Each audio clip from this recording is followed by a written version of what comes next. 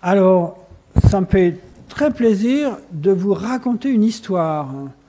C'est l'histoire d'une découverte qui a eu lieu dans la tourmente des années 30 à Paris, c'est-à-dire juste avant le déclenchement de la Deuxième Guerre mondiale, et qui met en jeu un grand nombre de personnages qui sont des grands savants, dont 5 en particulier, et seulement 2 qui ont eu le prix Nobel.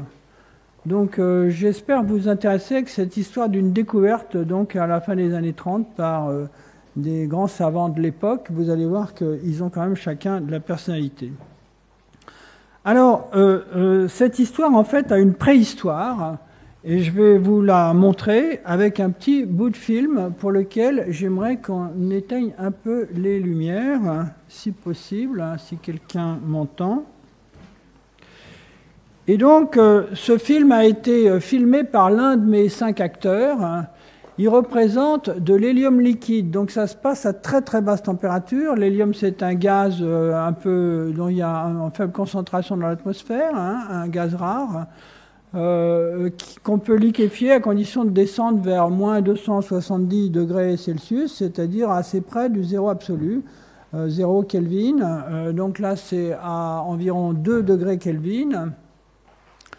Et donc, ce dont se sont aperçus ces chercheurs, et qui est montré sur ce film que l'un d'entre eux, Jack Allen, a réussi à faire, disons, un peu plus tard, c'est qu'en dessous de 2 degrés, ce liquide arrête de bouillir, et qui est un phénomène assez bizarre. Alors, allons-y. Donc, on va entendre un peu la voix de ce monsieur qui s'appelle Jack Allen, Bon. Donc, voilà, vous voyez en bleu ici, là, de l'hélium liquide dans une sorte de récipient à base de wire, si vous voulez, un récipient.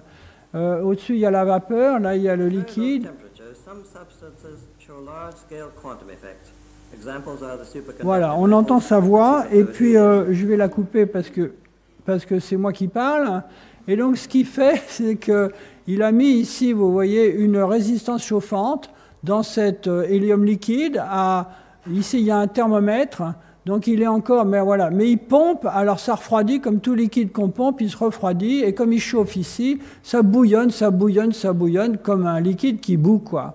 Et donc la température descend assez vite, il a des grosses pompes qui pompent, et il va se passer quelque chose ici, là, à 2,2 Kelvin, donc moins 271 degrés. On y est presque, ça bouillonne, ça bouillonne, ça bouillonne, ça bouillonne, attention, attention, et voilà. D'un seul coup, ils ont observé en 1932, ils l'ont mieux filmé là cette fois-ci, que ce liquide à l'air ordinaire, normal, quand on chauffe et qu'on pompe, ça bout, et qu'en dessous de 2 degrés environ, 2,2, il arrête de bouillir. Il devient calme, comme s'il y a une espèce d'ordre qui s'installait dans ce liquide et dont l'origine était totalement inconnue. Alors c'est réversible, là il réchauffe, et donc à 2,2 Kelvin, ça recommence à bouillir. Donc cet hélium liquide a 2 états différents, un au-dessus de 2 degrés qui est normal, et puis un en dessous de 2 degrés qui est une espèce d'ordre mystérieux que les gens ne comprenaient absolument pas. Donc je continue, et pour vous dire que le premier qui a découvert ça, c'était un Canadien à Toronto en 1932, puis ça a été reproduit, et là très bien filmé plus tard. Alors, ce qui s'est passé ensuite, c'est qu'il y a des gens à Cambridge en Angleterre, alors cette fois, je ne me rappelle plus s'il y a un pointeur ici ou pas. Ah là peut-être.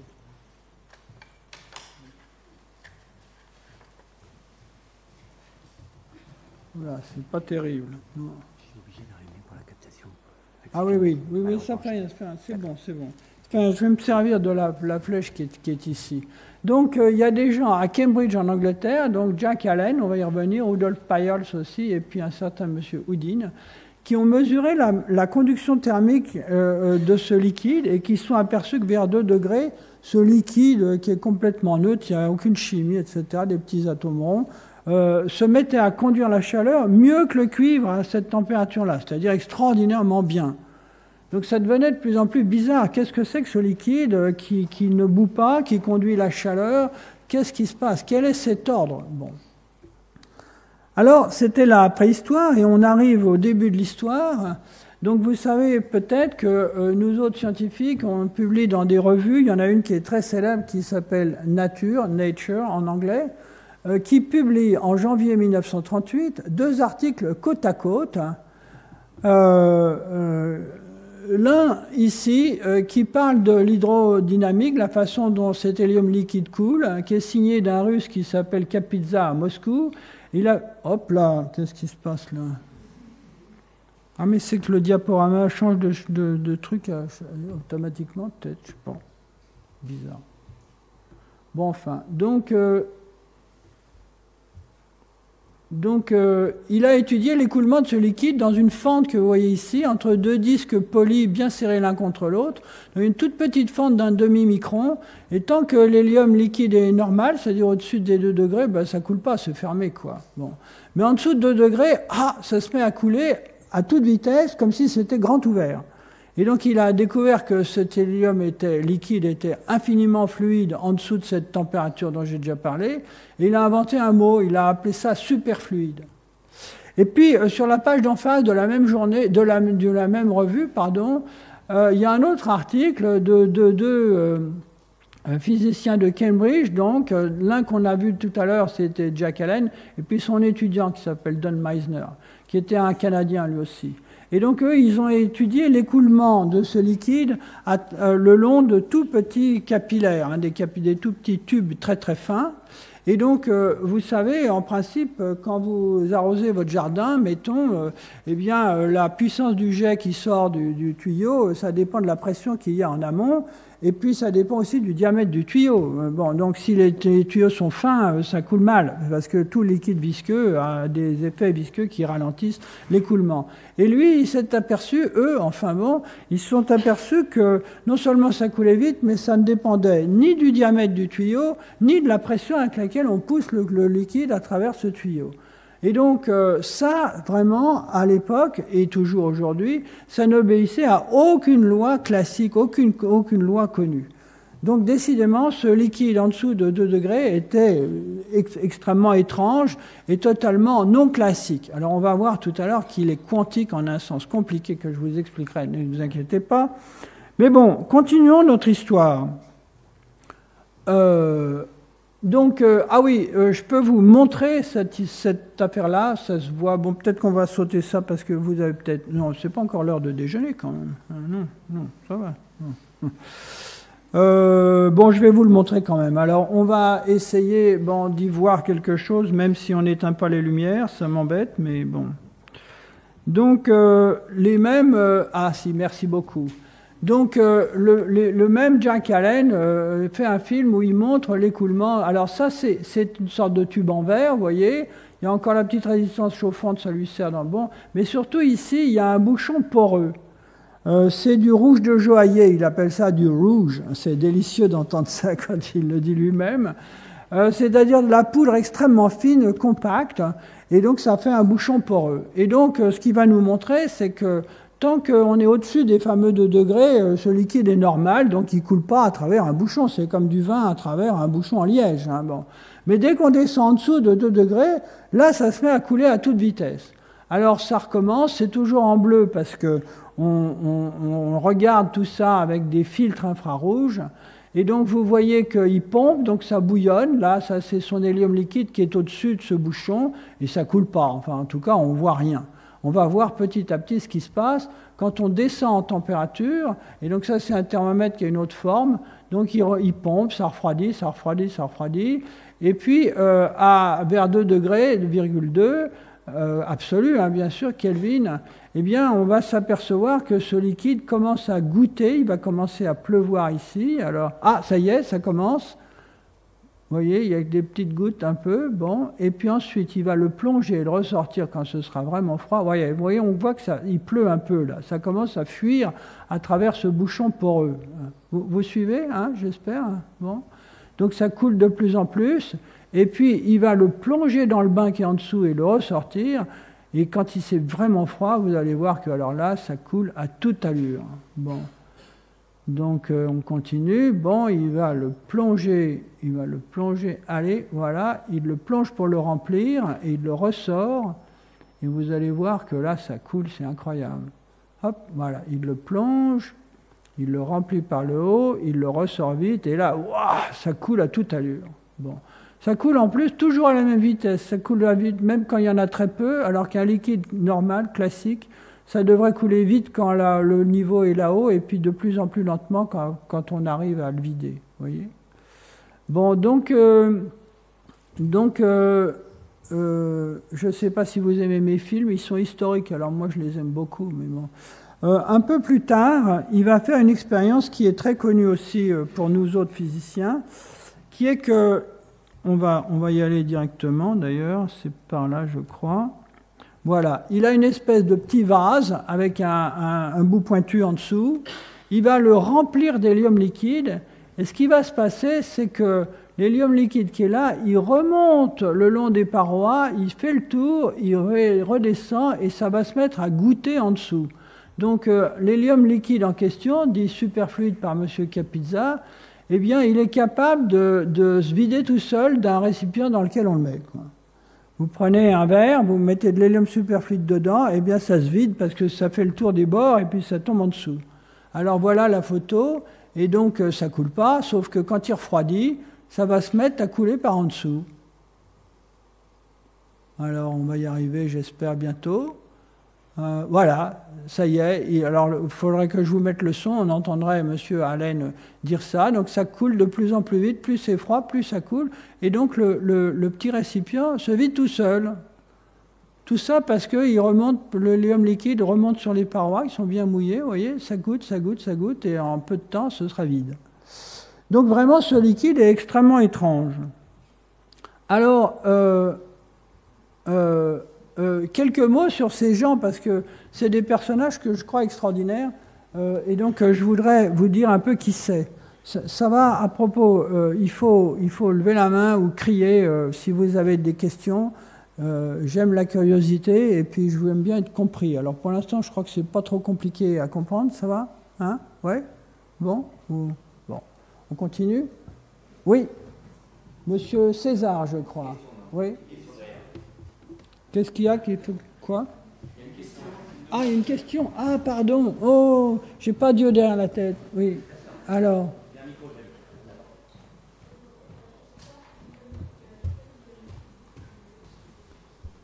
Pourquoi est-ce que l'hélium liquide bout en dessous d'une certaine température et au-dessus de 2 degrés Kelvin?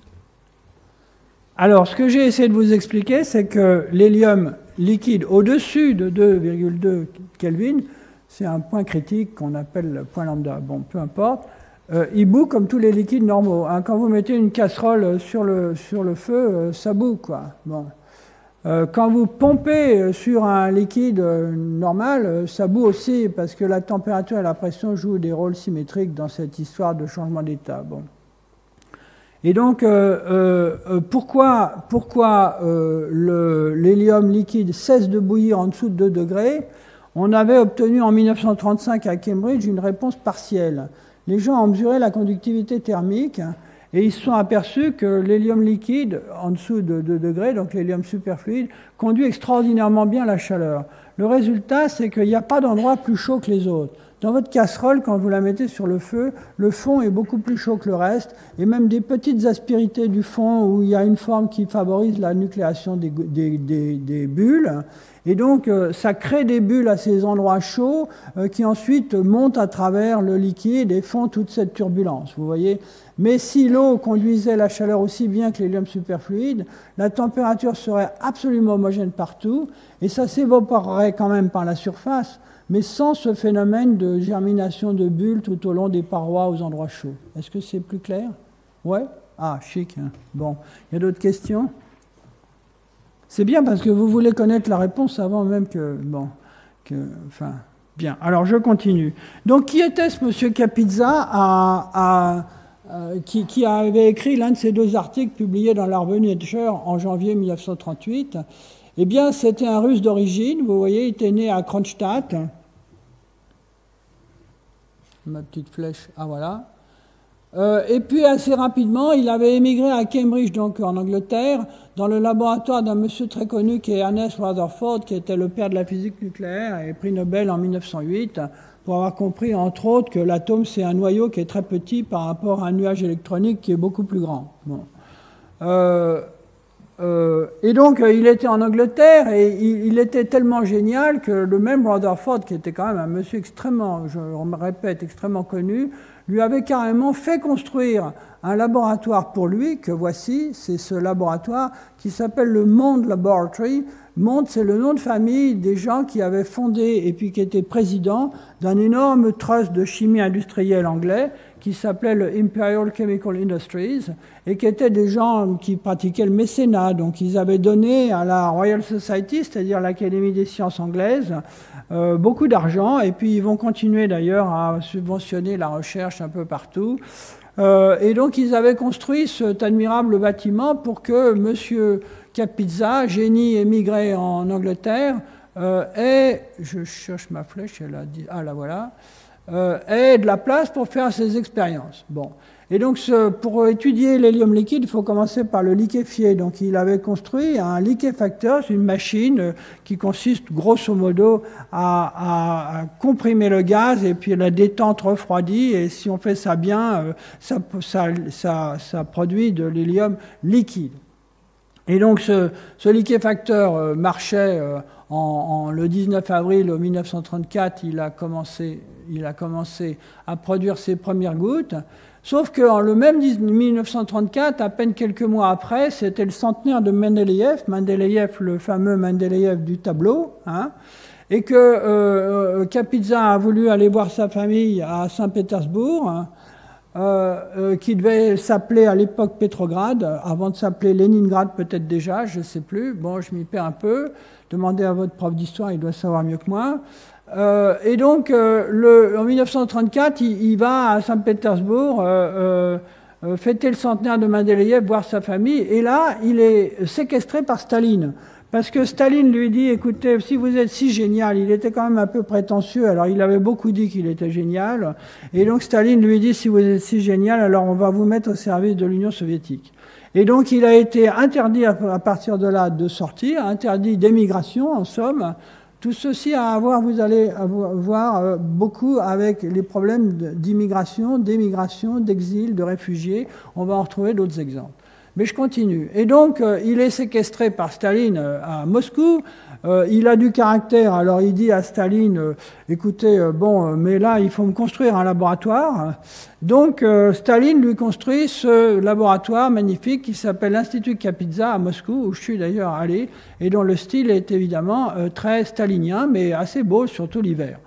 Et donc, dans ce nouveau laboratoire gigantesque, il construit un nouveau liquéfacteur parce que Rutherford a gardé ce fameux liquéfacteur qui est très précieux à cette époque. C'est pas facile de faire de l'hélium liquide à des températures pareilles. Et donc, c'est là qu'il travaille et qu'en quelques mois, il envoie la lettre à Nature que je vous ai montré tout à l'heure, où il a fait des expériences sur l'écoulement à travers une petite fente. Et puis, c'est amusant de voir que cet article est accompagné par une lettre d'accompagnement dans laquelle il dit « Je serais heureux si vous pouviez publier ma note le plus vite possible, avec mention de la date de réception. » Alors, il faut vous rendre compte que dans la recherche, quand on trouve quelque chose, si on trouve le premier, c'est formidable. On est le scientifique extraordinaire qui a fait une découverte. Si on trouve le deuxième, on va toujours vous accuser d'avoir copié, reproduit ce qui avait été fait avant. C'est beaucoup moins glorieux. Et donc, visiblement, il est inquiet. Il veut absolument qu'on voit que c'est lui le premier. Donc, il savait qu'il était en concurrence avec les autres qui sont à Cambridge, mais je vais y venir. Pour l'instant, donc, on voit qu'il est un peu sous contrainte, un peu anxieux. Et il dit, pourriez-vous envoyer les épreuves à Paul Dirac et à John Cockcroft? Tous ses amis sont compétents. Alors ça aussi, ça mérite une petite remarque. Vous savez, quand on envoie un article à publier,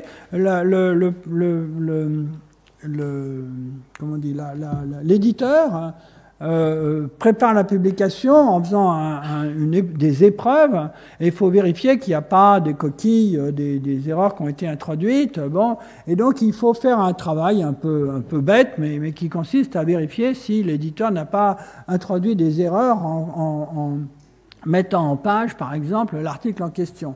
Alors, Kapitsa, il a des amis qui sont quand même pas n'importe qui, parce que Paul Dirac, c'est le plus jeune prix Nobel qui a jamais existé. Il a eu le prix Nobel, je crois, à 31 ans, avec Schrödinger, qui est l'un des grands fondateurs de la physique quantique, donc de toute la physique moderne. Et donc, il avait généralisé l'équation de Schrödinger, qui est une équation qui permet de calculer les propriétés de la matière quantique, disons. Ce n'est pas encore des choses que vous avez lues, mais sauf si peut-être vous lisez des revues de vulgarisation scientifique. Et lui, il a mélangé ça avec la relativité d'Einstein de façon tellement géniale qu'il a prédit des nouvelles particules élémentaires, etc. Enfin, Paul Dirac, c'est un génie absolu, quoi. Bon, donc c'était un ami de M. Kapitsa.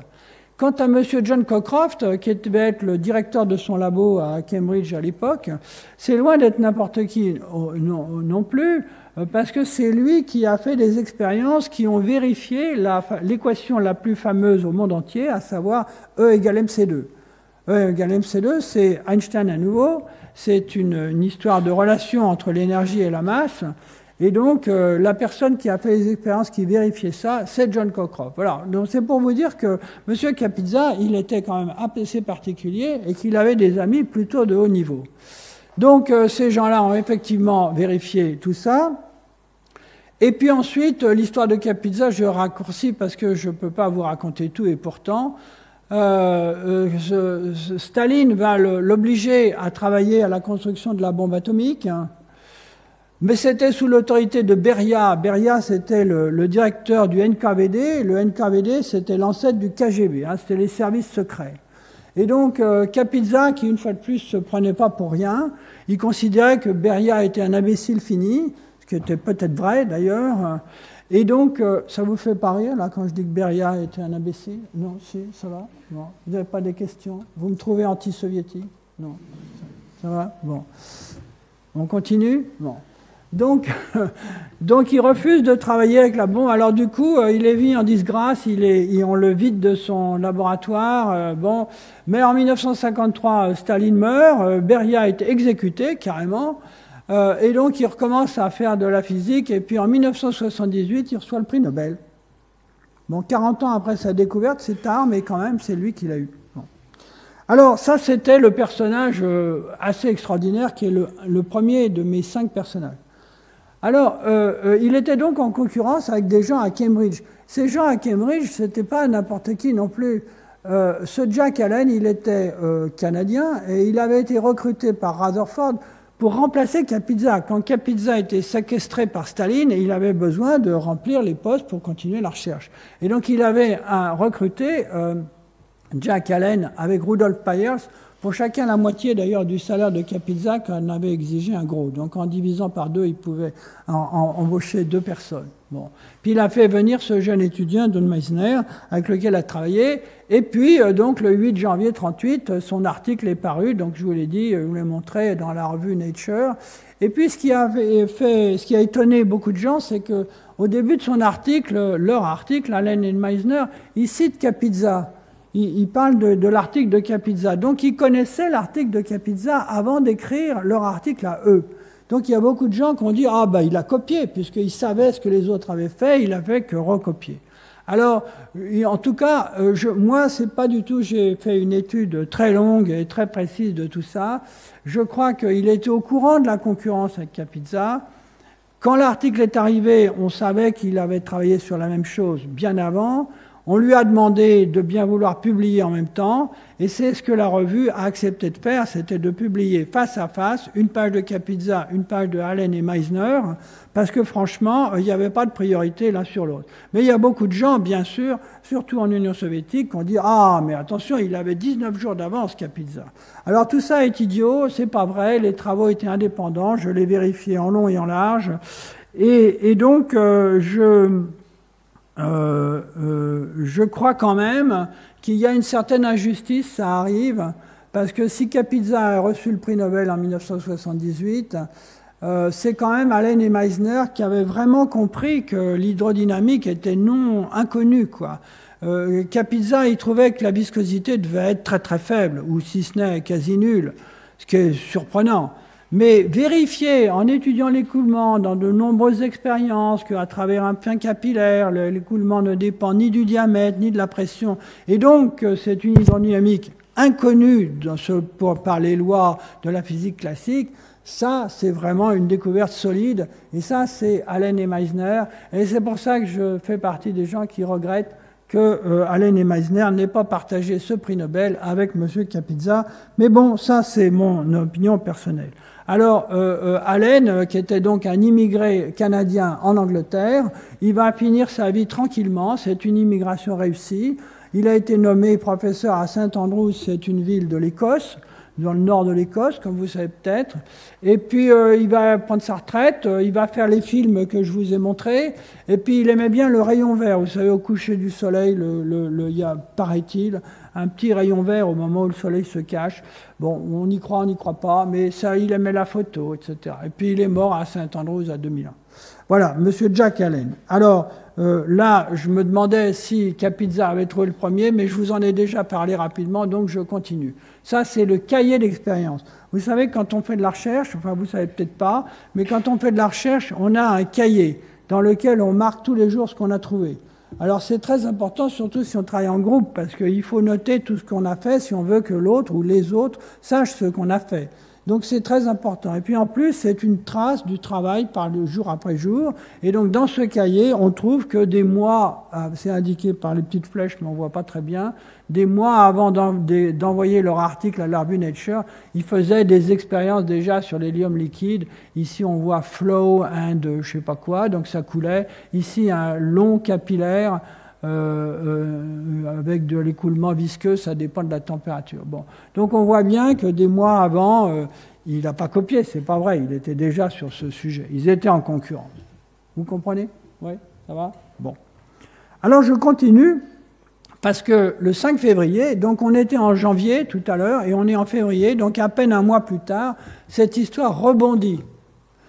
Ce liquide était bizarre, mais le même Jack Allen, ce coup-là avec un autre qui s'appelle Harry Jones, toujours à Cambridge en Angleterre, il découvre ce qu'on appelle l'effet Fontaine. Alors l'effet Fontaine, c'est encore un tube en verre en forme de bouteille, voilà mon pointeur, en forme de bouteille, comme ça il y a encore une résistance chauffante, il y a encore un bouchon poreux ici, et il s'aperçoit que quand on envoie un peu de chaleur de ce côté-là du bouchon, eh bien, ça fait jaillir l'hélium liquide à travers le trou sous forme d'une petite fontaine.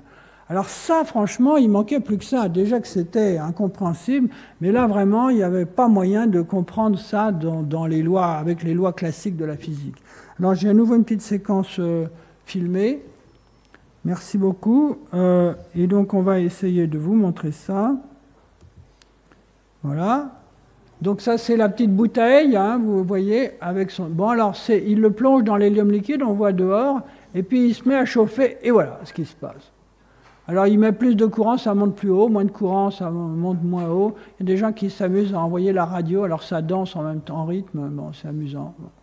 Donc ça, c'est l'effet Fontaine. Voilà, merci pour les lumières, on continue. Et donc à ce moment-là, il me manque une diapo, là. Oh là, c'est dommage. Ah non, là, voilà. Oh là, je les ai un peu inversés. Donc, à ce moment-là, il y a un troisième personnage dans mon histoire qui s'appelle Fritz London. Vous suivez, il y en a eu déjà deux qui faisaient des expériences, Kapitsa et Allen. J'en suis au troisième. Alors, celui-là, c'est un théoricien qui, face à cette fontaine et aux histoires de liquide qui coulent tout seul dehors et qui conduisent la chaleur, etc., se pose des questions et a une idée révolutionnaire. Il dit que ce qui explique probablement cette superfluidité, c'est quelque chose qui s'appelle la condensation de Bose-Einstein. Alors c'est Einstein, bien sûr, qui, à partir des travaux de Bose, a imaginé quelque chose de très étonnant dans la physique quantique que vous connaissez peut-être, mais peut-être pas, qui est la chose suivante. En physique quantique, il y a ce qu'on appelle la dualité. Il y a M. De Broglie qui est associé à ça, et qui nous dit que les particules, c'est aussi des ondes. Et donc, par exemple, des électrons, ou même des photons, qui sont des grains de lumière, c'est à la fois des grains qui sont quelque part, et des ondes qui sont un peu partout. Et donc ça, c'est très difficile à admettre, et on continue à trouver que la physique quantique, c'est décidément incompréhensible. Mais bon, ça fait 100 ans, et même plus de 100 ans que ça dure, et on continue à penser qu'effectivement, pour bien comprendre la matière, il faut admettre que les particules sont aussi des ondes. Alors, à la rigueur, bon, admettons, on a fait des expériences, on fait des expériences d'interférence avec de la matière, c'est bon. Mais au niveau d'une particule, bon, admettons, mais 1 litre d'hélium liquide, imaginez que c'est une onde, alors que c'est là, dans sa bouteille, ça paraît invraisemblable. Et donc, il faut dire qu'à l'époque, Einstein lui-même, il avait trouvé ça au bout d'un calcul, mais il pensait que c'était invraisemblable, que c'était un artefact de calcul. Et donc, il a écrit à son ami Ehrenfest, Paul Ehrenfest, un autre théoricien, qu'il aimait bien parce qu'ils jouaient de la musique de chambre ensemble. Voilà, Paul Ehrenfest à gauche, Einstein à droite, et puis le fils de Paul Ehrenfest, qui s'appelait aussi Paul Ehrenfest, sur les genoux d'Einstein, et visiblement Einstein jouait du violon et puis Ehrenfest du piano, donc ils avaient des choses à faire ensemble, mais aussi de la physique. Et donc Einstein avait écrit à Ehrenfest, bon, c'est la théorie de la condensation dont je parle, c'est-à-dire une sorte d'accumulation des atomes tous ensemble, dans une onde macroscopique qui est la superposition de toutes ces petites ondes associées à tous les atomes. Hein, c'est un peu bizarre, mais je vais vous montrer un dessin tout à l'heure.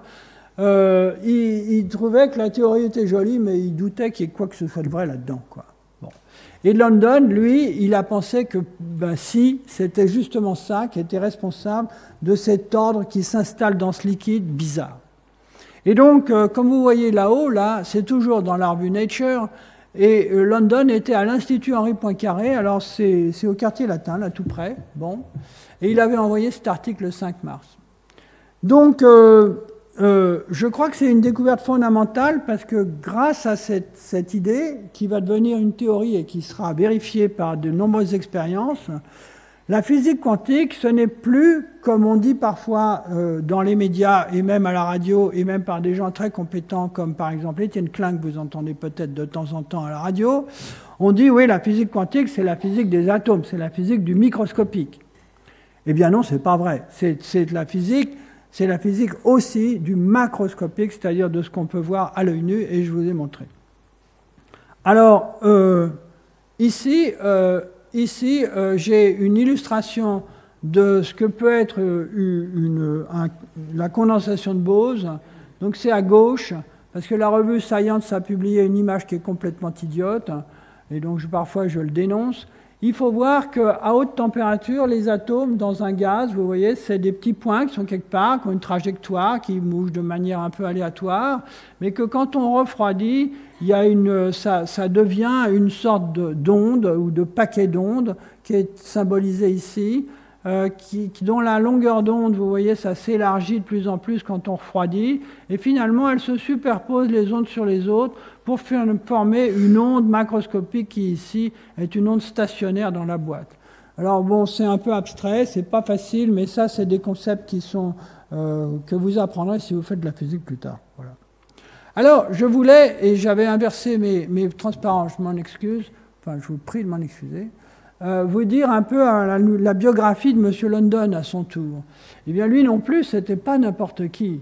Donc, il était né en 1900 à Breslau, en Prusse orientale. C'est devenu Wrocław en Pologne parce que les frontières ont bougé, comme vous savez peut-être.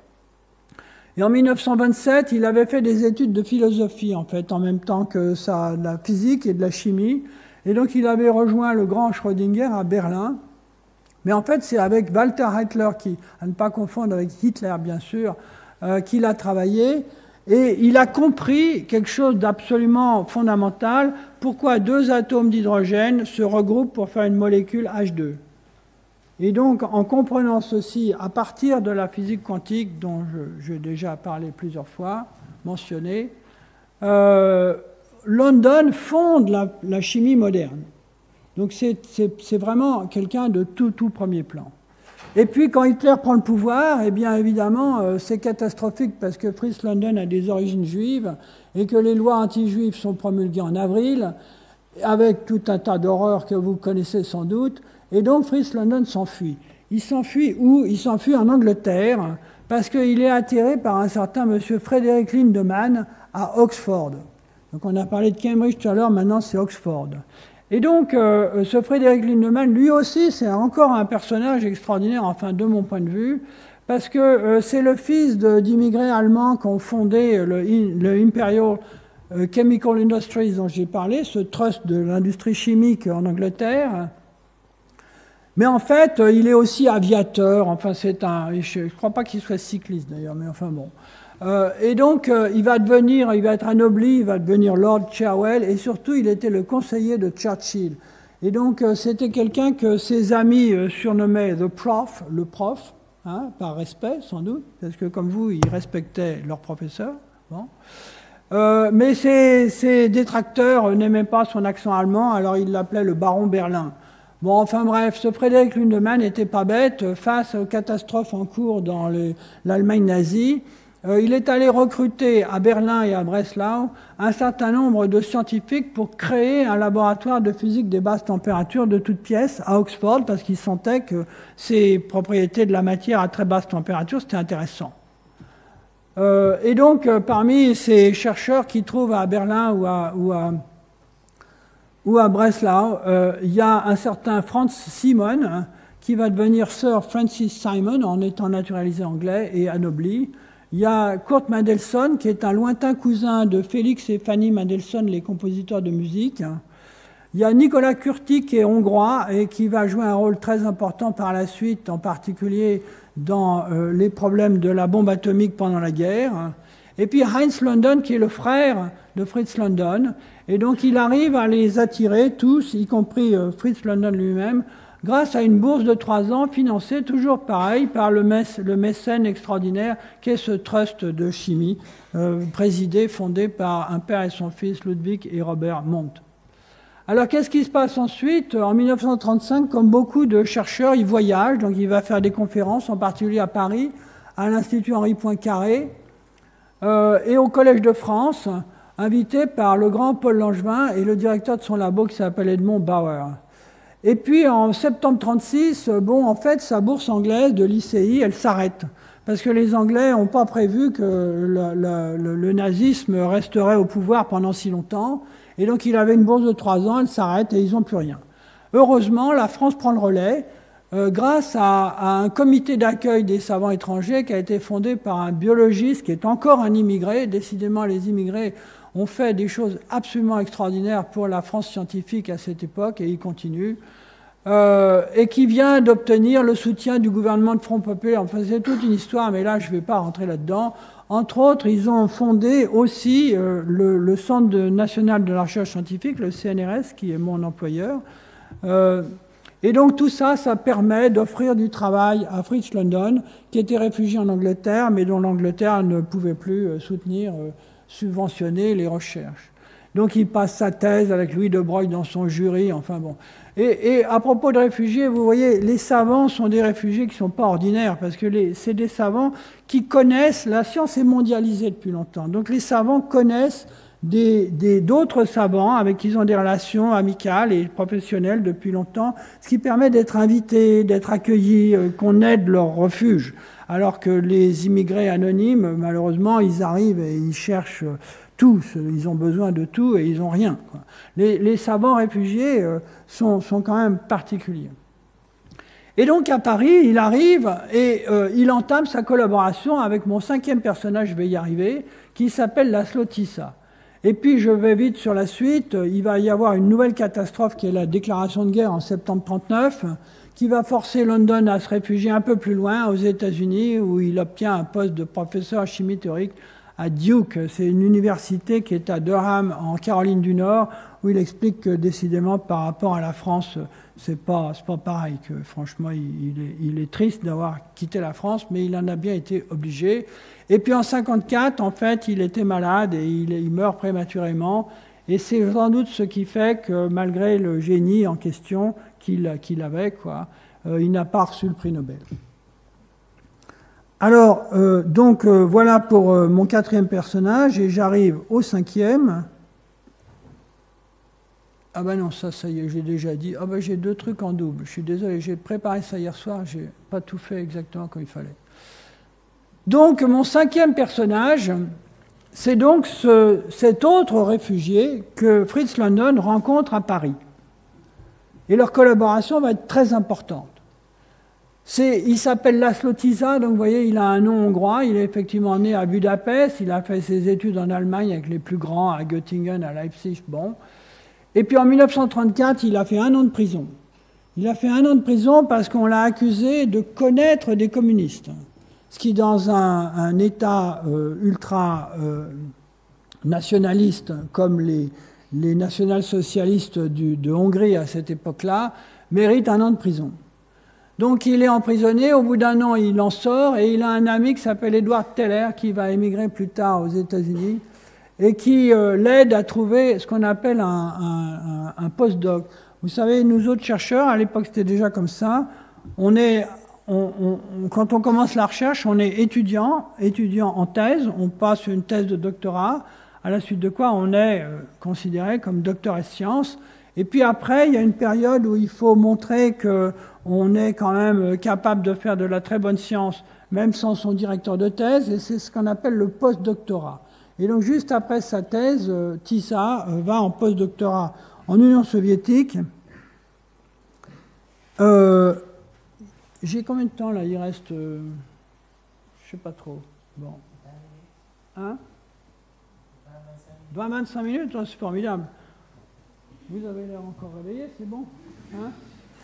Bon, alors, mais quand même, mon histoire avance, vous inquiétez pas trop. Donc, il part en URSS à Kharkov, chez un autre grand monsieur qui s'appelle Landau, grâce à un ami Teller. Bon. Sauf que en 1937, c'est-à-dire très vite en fait, le régime stalinien se durcit.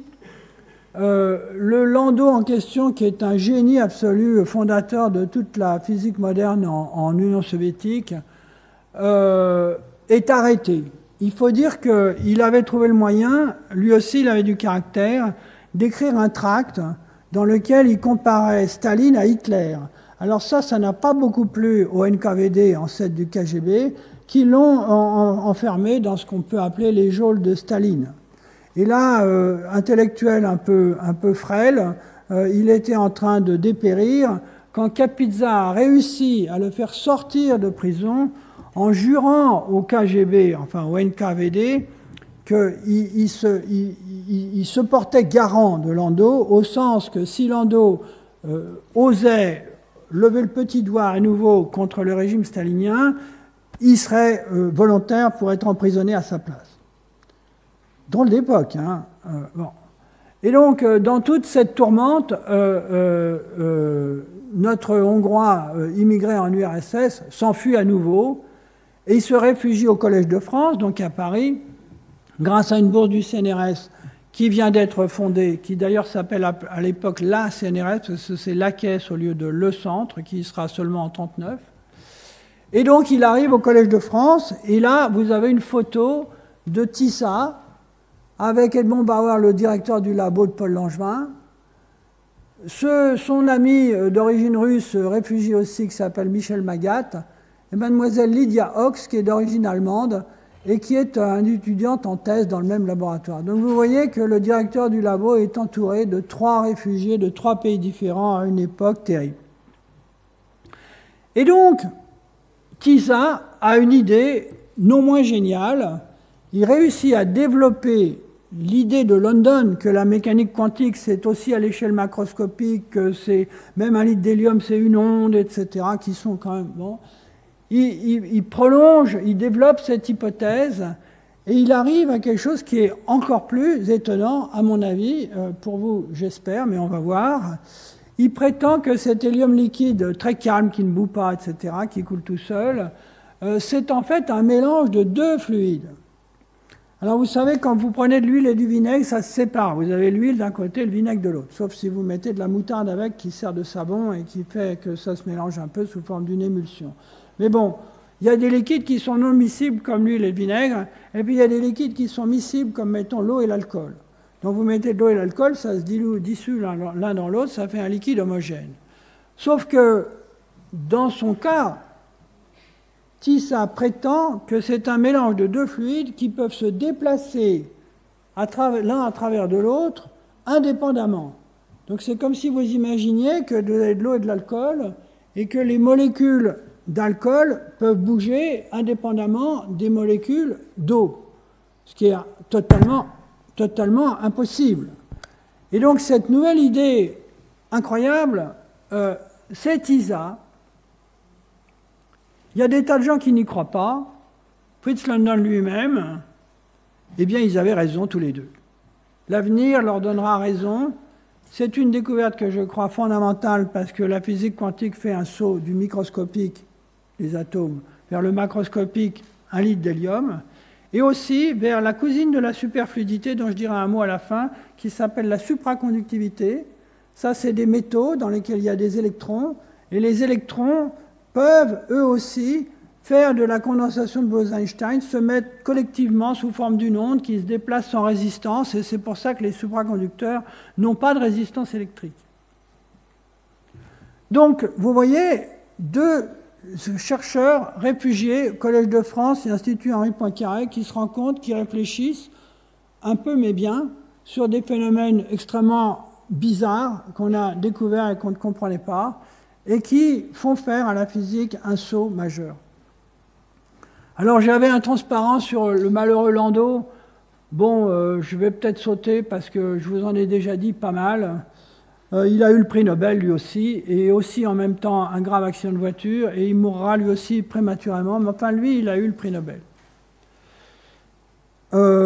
Bon, ça c'est le cahier où Landau a écrit le nom de TISA, et donc c'est en russe, mais vous avez tous fait du russe, donc vous voyez que là il y a marqué Lifshitz, avec qui il a écrit une douzaine de livres d'enseignement pour le supérieur qui sont toujours en usage et qui couvrent toute la physique. Ils savaient tout, ces gens-là.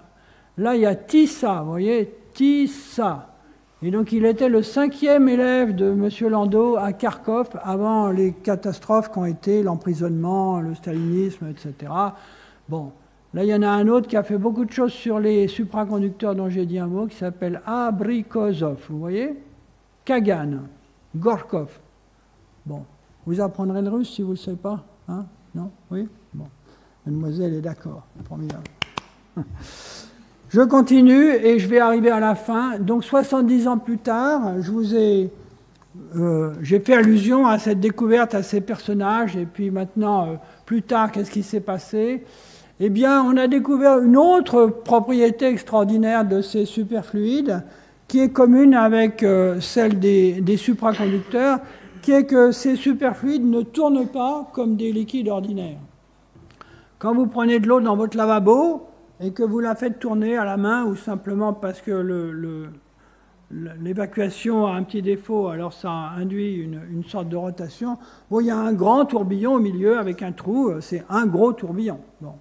Eh bien, quand vous faites tourner de l'hélium liquide, ça tourne par petits tourbillons qui sont quantifiés, c'est-à-dire tous pareils. Donc ici, en noir à gauche, vous voyez un récipient qui contient de l'hélium liquide, et par une technique géniale, on a réussi à photographier les tourbillons.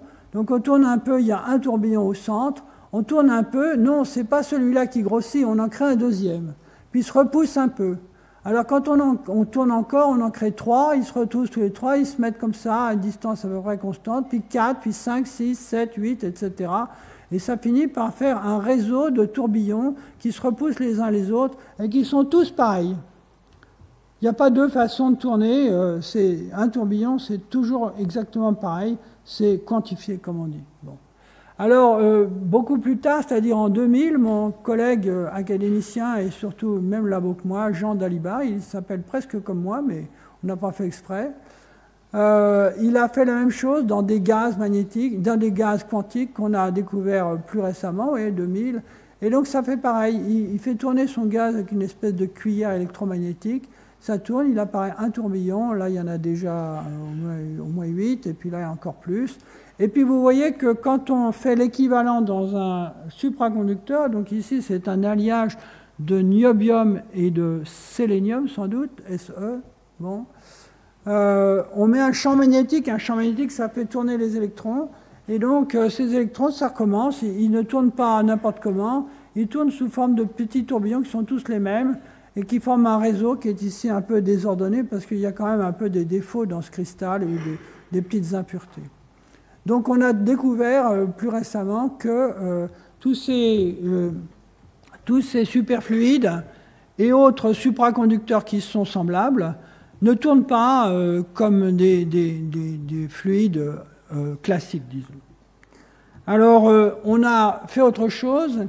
Donc, la supraconductivité dont je viens déjà de vous parler un peu, en fait, elle avait été découverte en 1911 à Leiden, en Hollande.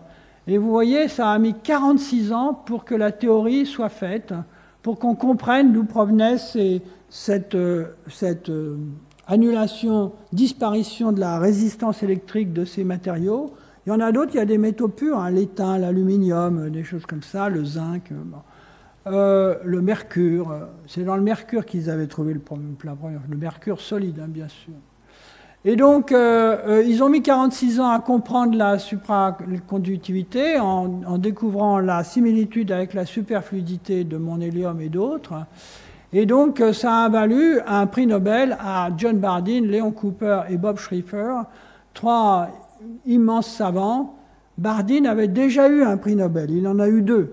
Il en a eu un premier pour avoir inventé le transistor, c'était quand même pas mal, hein, ça a eu quelques conséquences dans la vie courante. Et il en a eu un deuxième en comprenant avec Léon Cooper et Bob Schrieffer pourquoi les métaux perdent leur résistance électrique. Et donc, ils ont eu le prix Nobel, tous ensemble, en 1972. Et puis on peut se demander à quoi ça sert. Je croyais que j'avais... Ah voilà, bon, décidément, mes transparents m'étaient fait un peu vite hier soir, donc il y en a qui ne sont pas, donc on a le droit.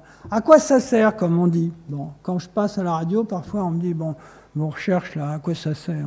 Bon, l'air de dire, bon, vous êtes un rêveur dans votre coin.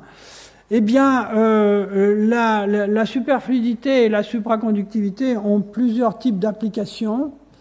Il y en a qui sont pour la recherche, tout simplement. Par exemple, ici, là, il y avait une photo d'un immense tunnel avec un immense tuyau.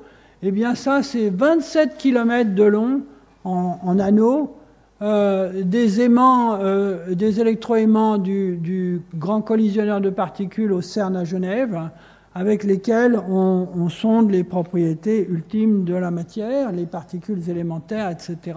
Récemment, si vous avez lu les informations, le boson de Higgs et des trucs comme ça un peu mystérieux. Donc ça sert à faire de la recherche de pointe, mais ça sert aussi, alors elles sont là, comme vous le savez peut-être ou peut-être pas, à fabriquer tous les gros électroaimants qui sont dans les scanners IRM. Donc l'imagerie médicale a été révolutionnée par l'invention des scanners IRM, ça veut dire imagerie par résonance magnétique. En fait, c'est de la résonance magnétique nucléaire, mais nucléaire, ça fait peur aux gens, alors ils ont enlevé le N. Mais ça consiste à faire tourner les noyaux d'hydrogène des molécules d'eau à une vitesse qui dépend du champ magnétique et avec une intensité qui dépend de la densité d'eau locale. Et en faisant des cartes comme ça, on finit par faire des images en regardant la quantité d'eau qu'il y a dans chacun de vos tissus, y compris dans le cerveau, que maintenant on peut voir fonctionner. On voit le cerveau penser parce qu'on voit l'activation des régions qui sont en train de penser, de calculer, de faire votre activité cérébrale. Donc voilà, donc, les superfluides et les supraconducteurs ne sont pas des inventions pour le plaisir, c'est aussi des choses extrêmement utiles, y compris dans la vie quotidienne. Voilà, alors pour finir, au cas où vous voudriez en savoir plus, on ne sait jamais, pour ceux qui sont physiciens déjà, mais je ne crois pas qu'il y en ait beaucoup, vous pouvez aller lire un article pour physiciens où on voit tous les détails, tous les détails scientifiques que j'ai publié dans ce journal américano-anglo-suédois, enfin finlandais, pardon, qui s'appelle La découverte de la superfluidité. Et puis l'un de mes livres, c'est celui-ci, La pomme et l'atome, dont tout à l'heure je me suis laissé aller à vous parler un peu à propos de mon vélo, de la turbulence, du ciel noir, etc. Ben, là-dedans, il y a aussi un chapitre qui raconte cette histoire, mais ce que là pour grand public, donc à la rigueur pour vous, si ça vous plaît. Ça s'appelle La pomme et l'atome, et le 6e chapitre raconte la même histoire. Donc si vous voulez, vous pouvez aller chercher ça. Ça vient d'être réédité en poche, alors du coup c'est moins cher. Voilà, je vous remercie, j'espère que cette histoire vous a intéressé.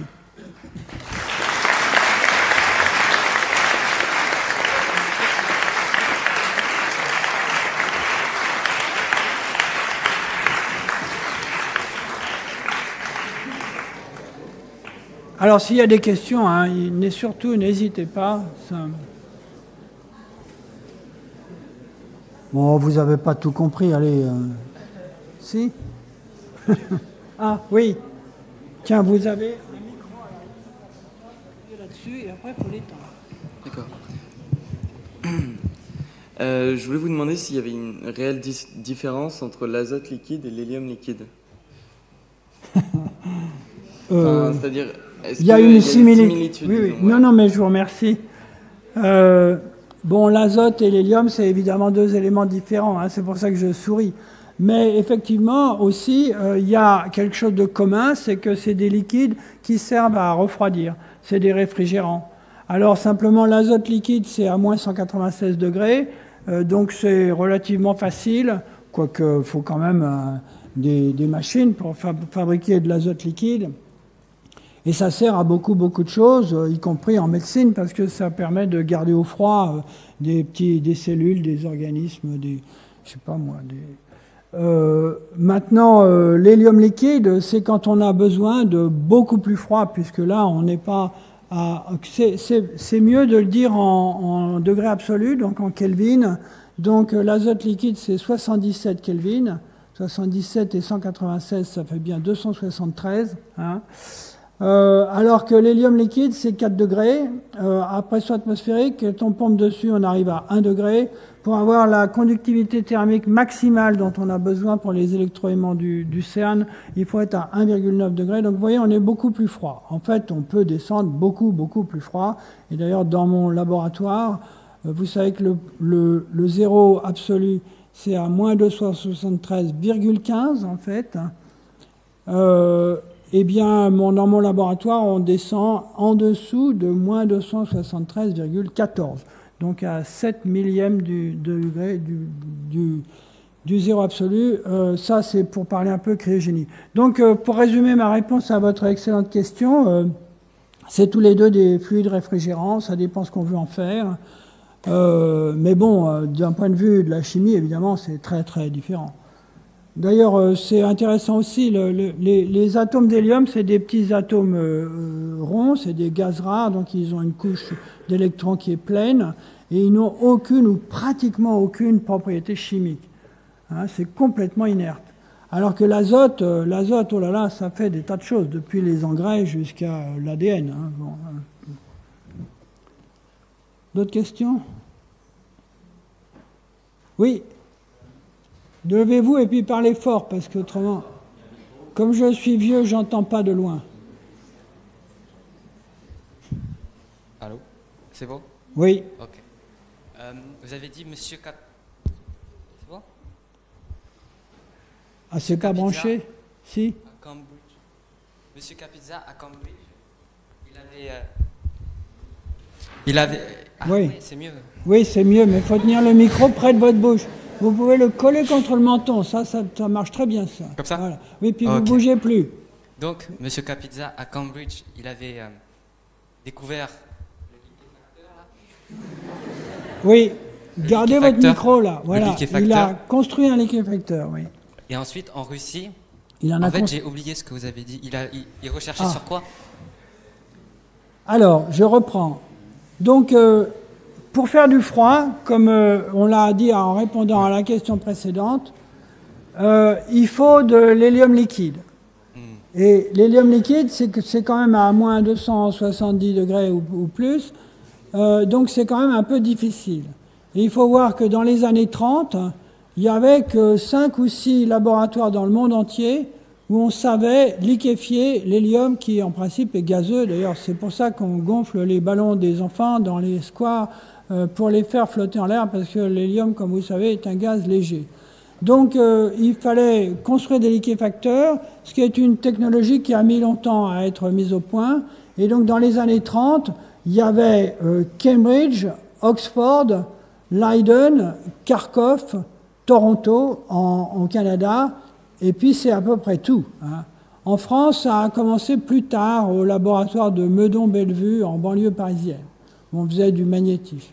Donc un liquéfacteur capable de produire de l'hélium liquide, c'était très très précieux pour tous les gens qui voulaient étudier les propriétés de la matière à basse température. À propos, parfois, sauf si vous en avez assez de mes histoires, non? Ouais, oh, vous êtes gentil, mais bon. Parfois, on me demande, et la physique du froid, ça sert à quoi?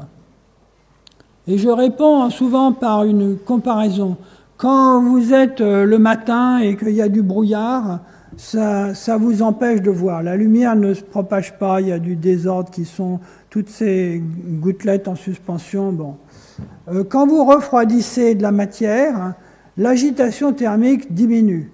Hein, par exemple, vous refroidissez un gaz, ici c'est de l'azote et de l'oxygène, plus un petit peu d'hélium, je vous taquine, hein, mais bon. Et donc ces molécules se propagent à grande vitesse, à la vitesse d'un avion à action. Je crois que c'est de l'ordre de 500 mètres par seconde, donc ça fait 1800 km/h, entre deux collisions avec d'autres molécules, etc. Donc c'est ça une image de l'agitation thermique d'un gaz à une certaine température. Quand vous refroidissez, ça va de moins en moins vite, de moins en moins vite, de moins en moins vite, et quand ça s'arrête, c'est immobile. Là, on est au zéro absolu, qui est une limite qu'on ne peut pas dépasser. Vous voyez? Bon. Alors, quand vous considérez maintenant un liquide ou un solide, ben c'est pareil. Dans un solide, les atomes, même s'ils sont coincés entre leurs voisins, ils s'agitent, mais d'une manière qui diminue avec la température. Et le résultat, c'est que si vous voulez comme moi, mesurer des propriétés fines de la matière, il faut enlever cette agitation thermique, un peu comme il faut enlever le brouillard pour faire une photo claire du clocher de l'église en face. Vous voyez? Donc, pour étudier les propriétés fines de la matière, il faut descendre en température. Donc, bref, il y avait 5 endroits que je vous ai dit où on avait construit des liquéfacteurs qui permettaient d'atteindre ces basses températures et même d'étudier l'hélium lui-même. Et donc, Rutherford, il n'était pas bête. Hein. Quand Kapitsa a été séquestré par Staline, il a accepté que l'ouvrier scientifique qui était Kapitsa emmène ses outils. Donc, il a emporté son matériel. D'ailleurs, Rutherford l'a fait payer hein, pour ça. Il ne lui a pas donné, il l'a vendu, hein, ce qui était un peu mesquin. Mais enfin, bon. Sauf le liquéfacteur, parce que ça, c'était trop précieux. Kapitsa l'avait construit, on n'était pas sûr de pouvoir en faire un autre, et donc ça, il l'a gardé. Et donc, Kapitsa, arrivé à Moscou, il s'est fait construire un laboratoire, il a eu de l'aide, etc., et il a été obligé de reconstruire, dans ce laboratoire en construction, un nouveau liquéfacteur. Ça a pris 3 ans. Et donc, on a des lettres où il explique à sa mère que quand même, il est mort de chagrin, et d'angoisse et de colère, en pensant que Rutherford a gardé le liquéfacteur, qu'il a embauché 2 Canadiens pour travailler avec, et que lui, pendant ce temps-là, il essaye désespérément de rattraper la course et de construire son liquéfacteur à lui pour faire enfin des mesures sur cet hélium liquide bizarre. Donc ça, on comprend un peu pourquoi il était aussi si pressé de voir son article publié, parce qu'enfin il pouvait travailler, il avait trouvé un petit quelque chose, 3 fois rien, d'ailleurs son article est quasiment vide, hein. Et donc il était très inquiet que les 2 Canadiens publient avant lui en se servant de son ancien matériel. Vous voyez la situation, c'est clair maintenant, hein? Ouais. Maintenant ça s'achète hein, commercialement, ça dépend de ce qu'on veut comme performance, mais ça coûte un peu cher. Ouais. Oui, madame. Il est parti avec son cerveau. Hein. Non, je vous taquine à votre tour. Il a eu mieux que ça. Il est parti là-bas, il a exigé de Staline qu'on lui construise un laboratoire. Il a réussi à emporter tous ses électroaimants, tout un tas de choses comme ça. Et surtout, il a réussi à obtenir quand même, ce que je n'ai pas encore dit, obtenir de Rutherford à Cambridge qu'on lui prête un technicien et 2 étudiants qui l'avaient aidé à construire son liquéfacteur à Cambridge. Donc, il s'appelait Schoenberg, l'un s'appelle David Schoenberg, mais les autres j'ai oublié. Et donc, il a eu de l'aide aussi de la main-d'œuvre intelligente sous forme de ces deux étudiants qui connaissaient déjà un peu les techniques et de ce technicien qui a dû l'aider à l'époque c'était des liquéfacteurs en verre, donc à faire du soufflage de verre et des circuits étanches et tout ça. Et donc grâce à ça, il a fini par construire son truc en 3 ans, vous voyez. C'était un scientifique de tout premier plan. J'ai un peu protesté contre le fait que Jack Allen avait, en 1938, fait des études qui me paraissent beaucoup plus rigoureuses, solides scientifiquement, que Kapitsa à Moscou. Mais par la suite, ça a été un peu l'inverse. Jack Allen est allé vivre tranquille à St Andrews et Kapitsa a fait de très nombreux travaux scientifiques par la suite de première qualité.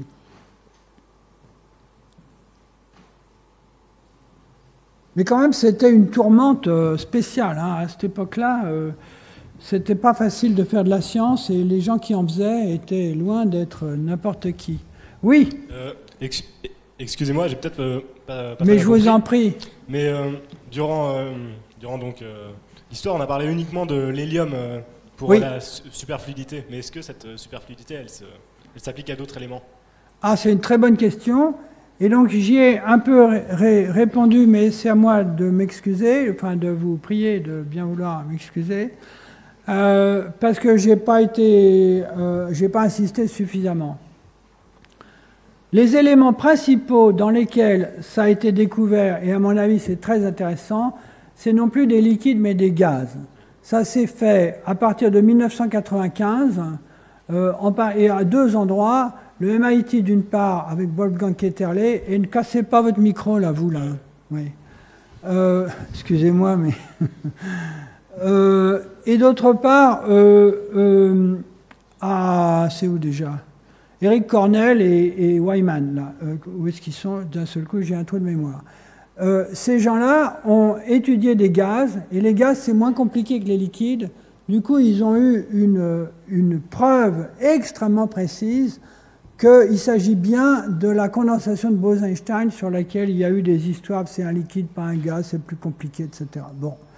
Donc, les fluides principaux dans lesquels la superfluidité a été découverte, c'est donc ces gaz.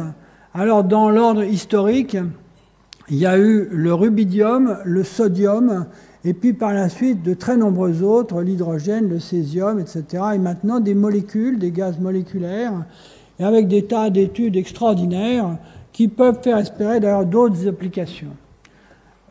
Alors ensuite, il faut dire que pour ce qui est de la matière condensée, donc les choses denses, les liquides en particulier, il y a une idée qui semble vraie mais qui est très difficile à vérifier, qui est que l'intérieur des étoiles à neutrons serait un superfluide de neutrons.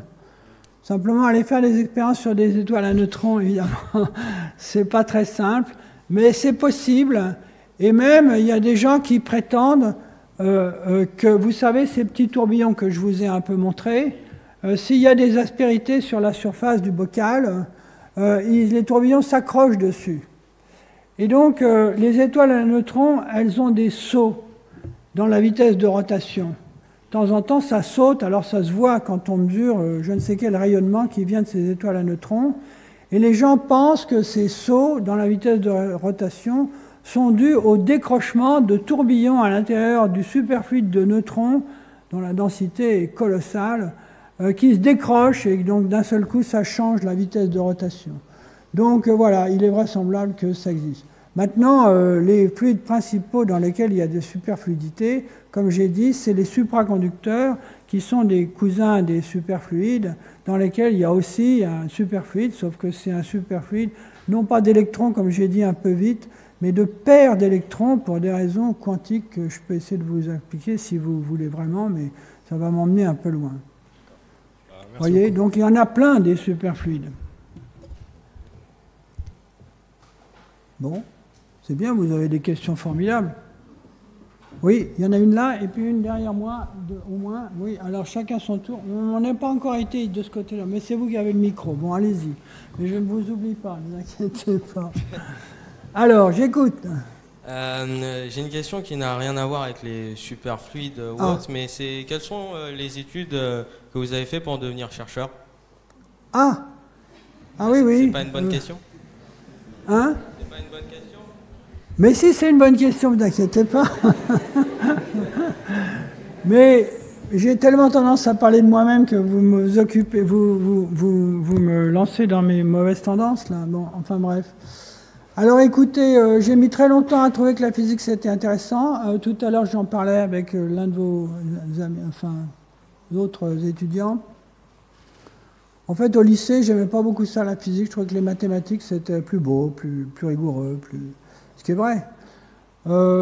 Et puis en physique l'enseignement à l'époque était un peu vieillot et donc on vérifiait des trucs qu'on savait déjà. Je trouvais que ça manquait de, je sais pas, de pittoresque au moins, ou de curiosité.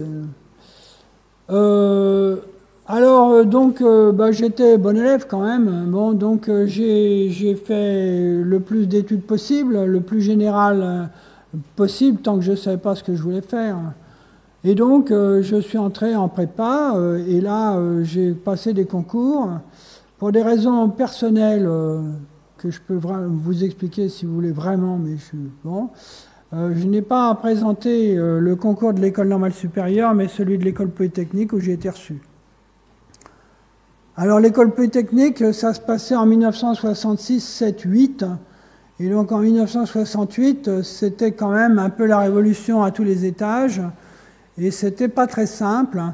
Mais dans ces événements, j'ai eu, comme beaucoup de gens se décident comme ça, j'ai eu un cours d'un monsieur qui s'appelle Lionel Solomon, qui était un professeur enthousiasmant, qui faisait de la recherche, qui faisait de la recherche sur le photovoltaïque, hein, vous voyez, le solaire photovoltaïque, le silicium amorphe, des trucs comme ça.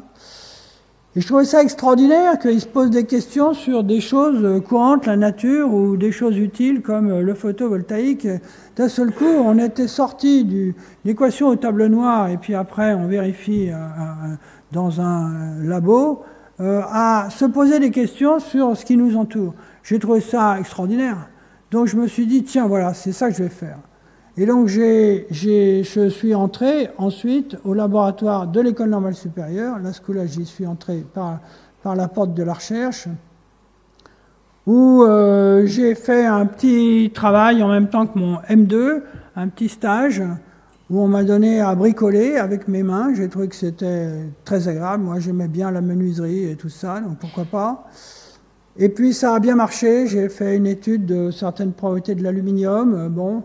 Donc on m'a gardé pour faire une thèse de doctorat. À cette époque-là, on avait une pré-embauche possible au CNRS, c'était formidable. Et donc j'ai fait une étude pour mon doctorat. Non, en fait, mon directeur de thèse m'avait donné un sujet stupide, mais au bout de quelques années, j'ai décidé de faire autre chose. Et ce autre chose, ça a été magnifique parce que c'est là que j'ai commencé à travailler sur l'hélium.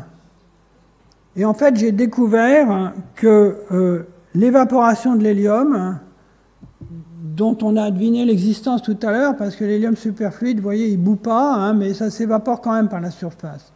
Et j'ai découvert que la manière dont ça s'évapore est un analogue assez proche de l'effet photoélectrique. Alors l'effet photoélectrique, c'est un effet qui a été compris par Einstein, on y revient décidément tout le temps, qui a compris que quand un grain de lumière, un photon, arrive sur un métal, il éjecte l'électron avec conservation de l'énergie, donc avec une énergie cinétique, donc une vitesse, qui est la différence entre l'énergie du photon et l'énergie de liaison de l'électron dans son métal.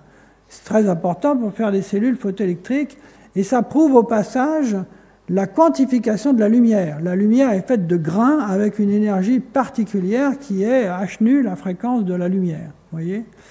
Eh bien, de même, je me suis aperçu, par hasard, en cherchant autre chose, que dans l'hélium superfluide, la chaleur à basse température se décompose en quanta, en particules de chaleur, en grains de chaleur, que dans ce cas-là, on appelle des rotons pour des histoires compliquées, et que quand ces grains de chaleur arrivent à la surface, ils éjectent des atomes un par un à une vitesse très particulière qui était 79 mètres par seconde.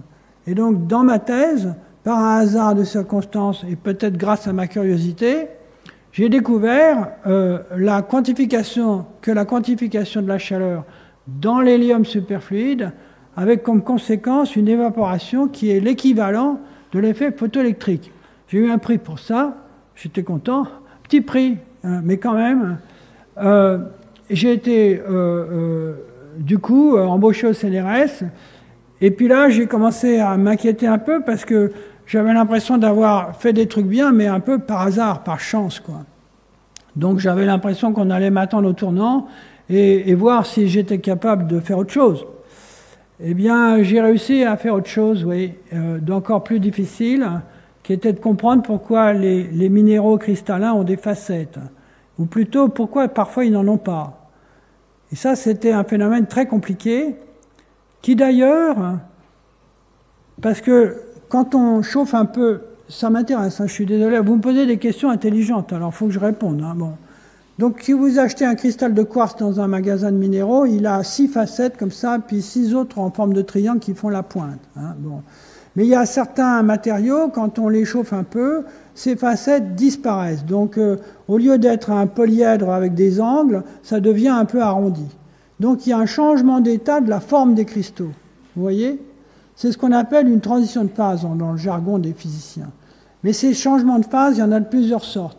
L'eau qui devient glace, c'est brutal. C'est une transition discontinue. Il y a d'autres transitions qui sont plus ou moins continues.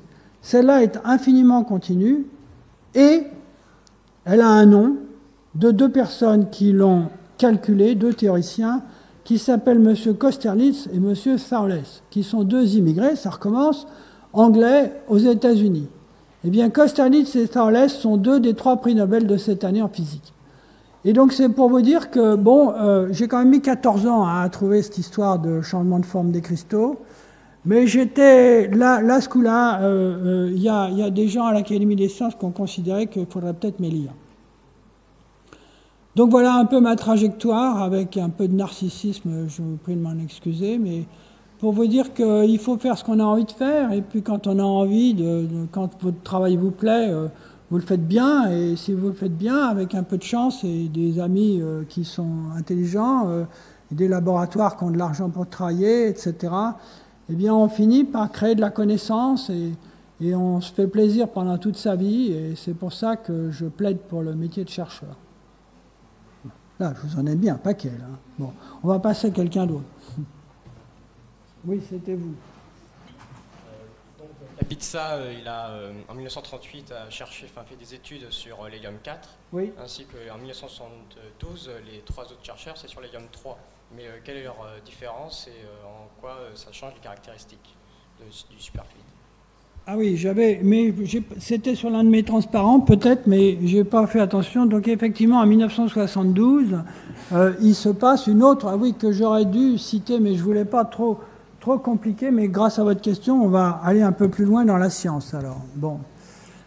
Alors, en physique quantique, il y a 2 sortes de particules, il y a Bose et il y a Fermi. Du nom de Bose, qui était un jeune étudiant indien, Satyendranath Bose, et de Fermi, Enrico Fermi, qui était un très grand homme de la physique, en particulier nucléaire, en Italie, qui a émigré à Chicago au moment des mêmes événements tragiques.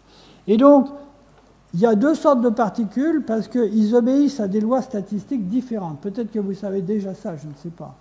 Non, bon. Parce qu'on ne sait jamais, parfois les gens, même en terminale, ils ont déjà lu des kilomètres d'articles de journaux. Bon. Alors je continue. Donc il y a 2 sortes de particules. Elles sont différentes en ce sens que leurs propriétés collectives sont différentes. Elles obéissent à ce qu'on appelle des lois statistiques différentes. Et pour simplifier, on dit souvent qu'il y en a qui se mettent tous dans le même état, donc qui se comportent tous de la même manière, c'est les particules de Bose, et c'est pour ça qu'elles forment une onde macroscopique, c'est qu'elles sont toutes pareilles, elles sont toutes indiscernables, elles font toutes la même chose, et donc elles peuvent construire collectivement une onde de matière macroscopique. Et puis les autres, les fermions, donc les particules qui obéissent à la loi de Fermi, au contraire, elles sont individualistes, si vous voulez, en ce sens qu'on ne peut pas en mettre 2 dans le même état. Elles se repoussent, si vous voulez, et on peut les mettre une par une dans des états, donc avec des comportements particuliers. Alors, quelles sont les particules de Bose et quelles sont les particules de Fermi? Ça, c'est une histoire de symétrie. En fait, il y a une affaire de parité, et donc, il y a des particules paires et des particules impaires. Et en particulier, toujours, quand vous mettez deux particules de Fermi ensemble, au lieu d'être 1, elles sont 2. Ce n'est pas vraiment une molécule, mais ça peut y ressembler. Et en étant 2 au lieu de 1, alors elles changent de catégorie, elles deviennent Bose, alors qu'elles étaient une par une Fermi. Et donc, ce que les gens ont découvert en 1972, donc Lee, Richardson et Oshroff, qui ont aussi eu le prix Nobel, et que je connais évidemment très bien, en 1972, j'étais déjà dans les labos, ce qu'ils ont trouvé, c'est que l'hélium 3, alors l'hélium 3, comme son nom l'indique, il a 3 nucléons, 2 protons, 1 neutron, puis 2 électrons, ça fait 5. L'hélium 4, il a 1 neutron de plus, c'est 2 protons, 2 neutrons et 2 électrons, ça fait 6. Et c'est pour ça que l'hélium 4 est une particule de Bose, alors que l'hélium 3 est une particule de Fermi. Vous me suivez? Parce que c'est compliqué, hein, mais j'essaye d'être clair. Alors, bon. Sauf que si vous faites des paires d'hélium 3, ils sont un peu loin. Ce n'est pas des vraies molécules où les deux atomes seraient vraiment mélangés l'un avec l'autre. Non, ils sont un peu loin, avec des interactions attractives. Enfin bon. Si vous prenez des paires d'hélium 3, alors ça, c'est des particules de Bose, et donc on peut imaginer, et on l'a vérifié, et on l'a découvert, que ces paires d'hélium 3 peuvent se condenser au sens de Bose-Einstein et former un superfluide. C'est ce que les gens ont découvert en 1972, ils ont eu le prix Nobel à nouveau, et c'est l'analogue de la supraconductivité, où c'est aussi non pas les électrons un par un, mais des paires d'électrons qui forment un superfluide qui donne ses propriétés de supraconductivité à ces métaux ou à certains oxydes de métaux. Alors, en plus, ces condensats de paires de particules, ils ont souvent des propriétés magnétiques très intéressantes, ce qui est le cas de l'hélium 3, qui a 2 petits spins nucléaires, là, et donc ça donne des propriétés magnétiques, encore en plus de toutes ces propriétés étranges. Donc, j'avais voulu économiser votre temps. Ce coup-là, je suis rentré un peu dans les détails, j'espère que c'était clair. Oui. Vous n'êtes pas fatigué, vous? Non. Non, vous n'avez pas l'air, hein. C'est bien, ça me fait plaisir. C'est bon ou il y en a encore? Non? Ça va? Oui, mademoiselle en vert. C'est pour dire que je vous ai vu. Allumez votre micro, là. Voilà, je vous écoute. En fait, je voulais vous demander, est-ce que vous pouvez donner quelques exemples concrets de l'utilisation du superfluide? Eh bien, vous ne m'avez pas écouté, mademoiselle, c'est pas bien du tout. Mais enfin, qui nous parle plus, en fait. Donc, les superfluides, c'est moins utile que les supraconducteurs. Hein. Et donc, vers la fin de l'exposé, tout à l'heure, là, c'était là. Oui, dans la médecine. Donc là, vous voyez, il y a un trou où on rentre le corps en entier. Vous êtes trop jeune peut-être pour avoir eu un scanner IRM, comme on ne sait jamais. Il y en a parmi vous qui sont rentrés dans ce tuyau-là, hein? Personne? Vous? Ah, bon. Et un autre? Ouais, ça fait beaucoup de bruit là-dedans. Hein? C'est un peu... Il ne faut pas être claustrophobe. Bon. Toujours est-il que, vous voyez, il y a un trou au milieu parce que c'est un gros électroaimant qui est en forme de bobine autour de ce trou. Ce gros électroaimant, c'est en général un alliage de niobium, mais qui a besoin d'être refroidi pour permettre de faire un électroaimant dans lequel on met des méga-ampères, je crois, des millions d'ampères, afin d'avoir un très fort champ magnétique dans un grand volume, puisque c'est le corps entier. Et donc, ce genre de champ sur un aussi grand volume, avec du cuivre, c'est impossible, parce que le cuivre a quand même une petite résistance électrique, et donc il faudrait une rivière, et même ça ne suffit pas, pour refroidir ce cuivre si on faisait passer des millions d'ampères dedans. Vous voyez? Bon. Donc, l'application principale de cette propriété collective des fluides quantiques, donc la supraconductivité, à mon avis, la plus importante, c'est ces scanners IRM qui servent à l'imagerie médicale. Maintenant, ça sert aussi à faire de la recherche fondamentale, parce qu'on a besoin de très gros électroaimants, à nouveau, pour accélérer des protons dans ce collisionneur du CERN à Genève, afin, en faisant collisionner des protons avec des antiprotons, on finit par produire une énergie telle qu'on arrive à sonder l'intérieur des particules élémentaires. Mais ça, c'est de la recherche fondamentale, donc vous pouvez considérer que c'est utile à la connaissance, moins utile peut-être à la vie courante. Alors ensuite, il pourrait y avoir des applications dont on parle mais qu'on ne poursuit pas vraiment. Par exemple, les supraconducteurs, on peut les faire léviter, c'est-à-dire flotter tout seul au-dessus d'un aimant.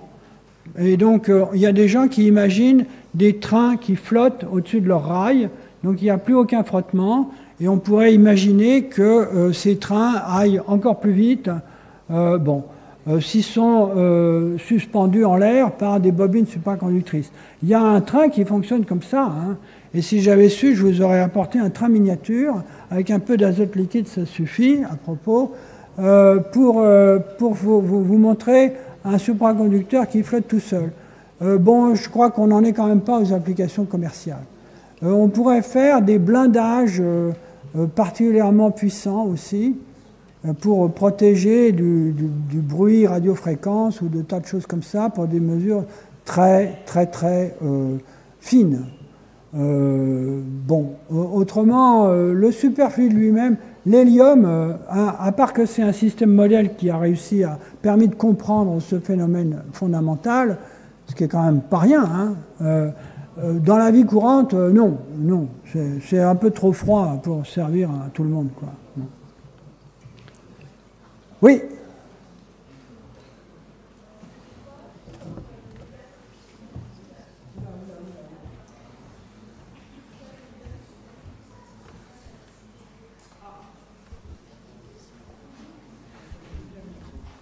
Donc la question, c'est pourquoi l'hélium superfluide peut s'extraire d'un récipient.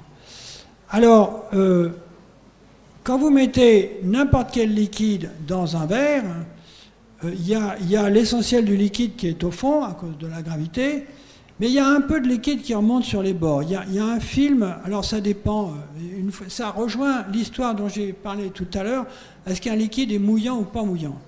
Donc quand le liquide n'est pas mouillant, ça fait juste une goutte et ça n'envahit pas les bords. Mais les liquides qui mouillent bien, ça remonte sur les bords. Ça remonte un peu, il faut attendre longtemps. Il y a un tout petit film très mince, quelques centaines d'angstroms à peine, qui remonte sur les bords. Sauf que c'est très mince. Donc un fluide classique, c'est visqueux. Et faire écouler un liquide visqueux dans un espace aussi mince qu'une centaine d'angstroms, ça, c'est pas possible. La viscosité fait que le frottement sur la paroi est tel que ça bouge pas. Mais si la viscosité disparaît, à ce moment-là, ce film très mince d'hélium liquide, il est capable de se déplacer. Et à ce moment-là, ça fait comme des vases communicants. Le film d'hélium liquide remonte jusqu'au bord, en haut. Il redescend de l'autre côté. Et là, les vases communicants font que ça fait le tour et ça goutte en dessous. Ça va ? Du coup, il n'y a pas de problème de gravité ? Mais si, c'est la gravité qui le fait descendre. Sauf que c'est comme un siphon, hein, ça fait descendre en bas, mais en passant par un point plus haut. Et donc, si vous avez fait du jardinage avec un tuyau, vous pouvez le soulever quelque part, ça va, sauf si vous brisez la continuité du liquide, de l'eau, eh bien ça va passer d'un récipient qui est là à un récipient plus bas en passant par un peu plus haut. Comme siphonner, ça s'appelle. Hein, vous voyez ? Donc c'est la gravité qui tourne, même si ça passe par un point plus haut. Bon, moi, vous, je sais pas, mais moi, je suis un peu fatigué. Donc j'espère que vous avez une image vivante de l'Académie. En tout cas, j'ai fait de mon mieux.